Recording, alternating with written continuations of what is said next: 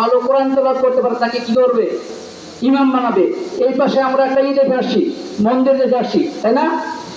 ওখানে যিনি পুরোহিত পূজা করবেন, হিন্দু ধর্মের ভাইদের মধ্যে সবচেয়ে ভালো জানে, সবচেয়ে সুন্দর করে পূজা উদযাপন করতে পারে, ওনারা তো তাকেই বানাবে নাকি? উনি তো পূজা কার্যক্রম পরিচালনা করবেন। তাহলে একজন মসজিদের ইমাম যদি আপনি নিয়োগ করার জন্য এতগুলো গুণাবলী দেখেন, একজন হিন্দু ধর্মের যখন পূজার মণ্ডপের পুরোহিত তৈরি বানাবেন, যাকে পুরোহিত বানাবেন, তাকে যদি ভালো গুণগুলো দেখে পুরোহিত বানান, যিনি 5 লক্ষ ভোটারের ইমাম হবেন, তাকে আমরা 7 লোক দেখা লাগবে না? যিনি এই 5 লক্ষ 5.5 লক্ষ ভোটারের ইমাম হবেন, তাকে যদি আপনি সৎ লোককে ভোট না দেন, সৎ মানুষকে সমর্থন করতে না পারেন, তাহলে যেমন মসজিদের ইমাম যদি দুর্নীতিগ্রস্ত হয়, খারাপ লোক হয়, তাহলে এই মসজিদের ইমামের পিছনে নামাজ পড়ে আলটিমেটলি কোনো লাভ হবে না, লাভ হবে না। এই জন্য 5 লক্ষ ভোটারের যিনি ইমাম হবেন, ওই লোক হওয়া লাগবে সৎ।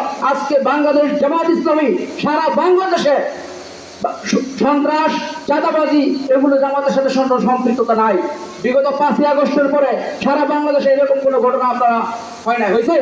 হয় নাই। সুতরাং ইতিমধ্যে বাংলাদেশ জামাত ইসলামীর নেতৃবৃন্দ, সাধারণ কর্মী, নেতা কর্মী সবাই প্রমাণ করেছে, বাংলাদেশ জামাত ইসলামীকে যদি আগামীতে আপনারা সমর্থন করেন, বাংলাদেশ জামাত ইসলামীর নেতৃবৃন্দ সৎ থাকবে, ভালো থাকবে এবং আপনাদের পাশে থাকবে সবসময়। বাংলাদেশ জামাত ইসলামী সেই উদাত্ত আহ্বান রাখছি। পাশাপাশি আগামীতে ওয়াজানুল ইসলাম ভাই বলেছেন, রাজাবাড়িতে যদি আমরা বাংলাদেশ জামাত ইসলামী যদি মনোনীত হয়ে আসতে পারে, আমরা বিশ্বাস করি এই রাজাবাড়িতে কোনো জায়গায় আমাদের উন্নয়নের জন্য আমাদের কাছে যাওয়া লাগবে না।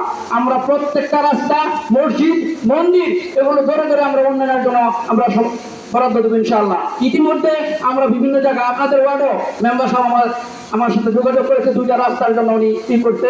আমরা জেলা পরিষদে ইতিমধ্যে, যেহেতু রাজাবাড়ির রাস্তা হবে কিনা এটা তো, এই জন্য আমরা ইতিমধ্যে জেলা পরিষদের কথা বলেছি, আশা করি এটাও পাশ হয়ে যাবে এই ওয়ার্ডেই। সম্মানিত ভাইরা, এই জন্য আমি উদাত্ত আহ্বান জানাবো, আমাদের প্রধান অতিথি আছেন, কথা বলবেন। আমরা আগামীতে জানে একজন সৎ লোকের জন্য ডক্টর জাহাঙ্গীর আলম ভাই বাংলাদেশের সর্বোচ্চ বিদ্যাপীঠ ইসলামী বিশ্ববিদ্যালয় থেকে অনার্স মাস্টার ডিগ্রি অর্জন করেছেন, ফার্স্ট ক্লাস 10 করা একজন মানুষ, এবং দেশের বাইরে থেকে উনি পিএইচডি ডিগ্রি অর্জন করেছেন। এমন একজন মানুষকে যদি আমরা নির্বাচিত করতে পারি, শুধু আমাদের রাস্তাঘাটের উন্নয়ন হবে না, আমাদের সন্তানের জীবনের উন্নয়ন হবে, আমাদের তরুণ সমাজ, আমাদের চাকরি যারা পাই না তাদের জীবনের উন্নয়ন হবে।